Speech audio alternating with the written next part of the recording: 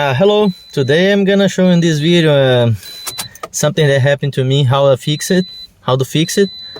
So when I turn my car on, check engine light on and track off lights on. So I'm gonna show the step how to fix it. So what you're gonna do is you come on your car and you're gonna clean the gas thing in the gas cap, the O-ring on the gas cap. So that's gonna be a seal. You check the O-ring and see if there's any damage on it, and you close the gas cap into here, click. It says here too, tight until one click or the check engine may come on. So I recommend you to do that when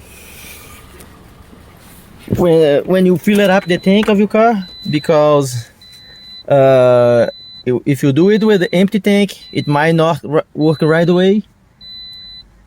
So let's see if that works or not. So let's try to turn on the car and see the lights is off. Yep, lights off.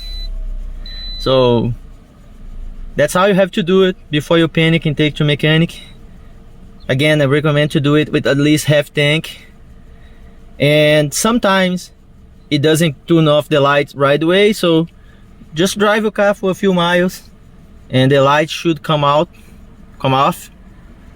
In case it doesn't come off after you drive at least 10-15 miles. If it doesn't, stop by AutoZone, tell them you have a check engine lights on, and they do it for free. They run a diagnosis for free, and probably it's gonna come out with the code that says that you have to replace your gas cap.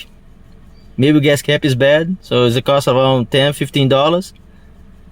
And in case it's not there, so probably you have a big problem, you have to take a mechanic. But as I say again before, 90% of the times it's just the gas cap that wasn't tight enough.